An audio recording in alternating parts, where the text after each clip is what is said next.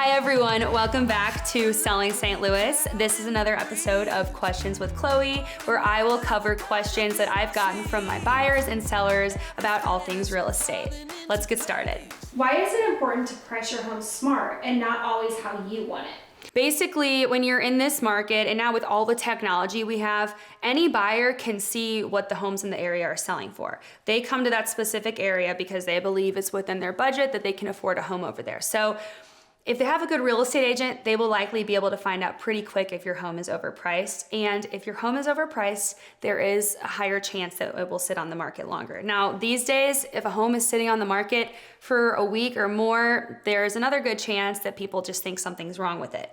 And when that happens, it just continues to sit. I have a really good story. So this year, I sold a condo and we priced it a little bit under what it truly was worth. And because of that, we ended up having around 50-ish showings and we got like 12 to 13 offers on it that were really, really good offers. And it was because people saw it as a hot commodity, it was priced well, and that made them want to go for it. If you think about it, if something's on sale in the store, people are going to be going after it a lot more than normal because it's on sale. So I don't necessarily want to say that I'm putting homes on sale like you're discounting them, but it is important that you price it really well so that it makes more people come.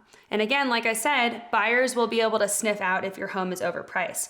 And if it's overpriced, you don't want it to sit on the market long. So how do you price your home properly but still stay competitive in the market?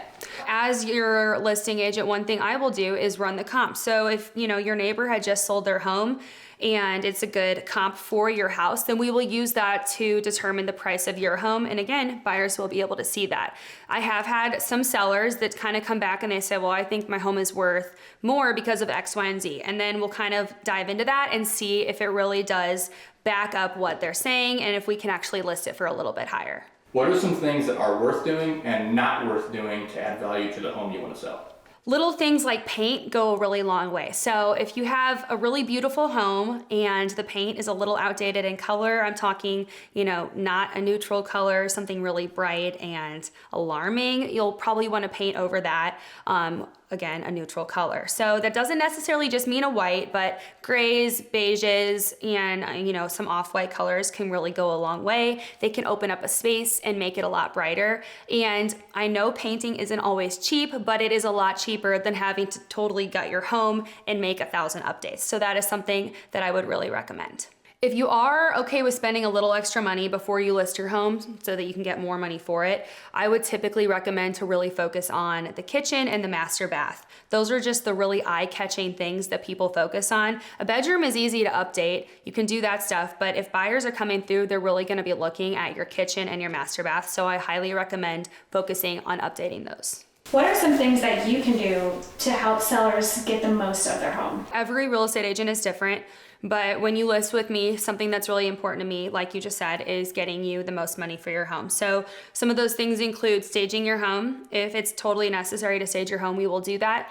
A route that is similar but a little easier is virtual staging. So I work with a really, really great photographer. I've worked with him for years and years, and he will do virtual staging of your home so that when agents and buyers are looking up your house on the internet, on Zillow, whatever, it will show pictures of your house with the rooms, even if they're empty, but they'll be totally virtually staged and you can't even tell that it's virtual. So it really does kind of paint the picture of, what you could do with those spaces and how versatile they are. I've done that and I've seen a lot of good come from that. Now, on top of that, like I said, it is really important that we price your home well.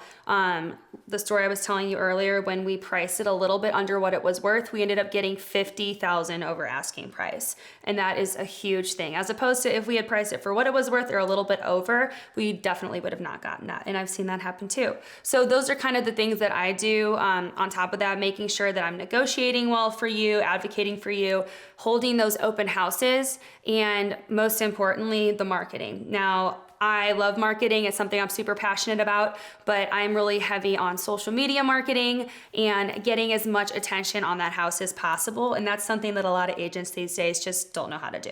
When do you think is the best time to list your home for sale? I think now is always the right time. And I know every typical real estate agent is gonna say that, but I think that as home prices go up more and more each time, buyers are being told that. So there are always going to be buyers that are looking. And there are still a lot of buyers that are out there from when interest rates were lower. So again, I think now is a great time. If you're working with a really good real estate agent, some of the things, like I said, that I'll do, I will always find buyers for you. So I have always been able to sell a home that I've listed, and it's because now was the time, because I had buyers for them. So I think, again, it is your decision when you want to list. If you have something going on in the family or you have major stuff coming up, big life changes, those can all play a factor in when we list and what makes sense for you and your flexibility. But I will always say now is a great time. Should people be waiting to buy? Rates seem a bit high right now. I think now is always a good time to buy. The market is unpredictable. We kind of, adjust to each point in the market. So now, we have an understanding of where the market's at. If you're working with a good buyer's agent, now is a good time to buy, and they can help you find the right house in this market. Obviously, we all know rates have kind of gone up and down, and they are a little more up right now. But the good thing with that is if you buy a house, you can always refinance later. With homes going up in price every day, if the rates do happen to drop, you're going to be in a situation where you're competing for a home again and you're going over asking price. And I understand that upfront, it's not exactly exciting to, worry about the rates and all that. But the thing is, if you wait and you're going 50 or more over asking price, was it really worth waiting when you could have stuck with this rate that was maybe a little higher and refinanced later? And again, it's super important to work with a lender that is communicating that stuff to you, but they would tell you the same thing. During COVID, we saw a lot of houses being sold over asking. Do you think that this is something that's going to stick around for the foreseeable future? Is it still happening? I would love to know your thoughts. I would say there's no easy answer. There's no really way to predict it, but the best thing that we can do as agents is adjust to the times when they do come and do our research to prepare for any possibility. So the good thing about, me working during the COVID market and kind of the effects after it was I was able to work in a totally different market than what I was used to, which was, this high buyer market, going over asking, removing terms from offers. Those were all things that we weren't really familiar with previously. So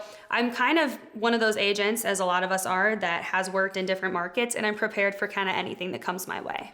Thank you again for tuning in to Questions with Chloe. If you have any questions regarding this, buying or selling, real estate, anything, please drop them in the comments below and I would be happy to answer them.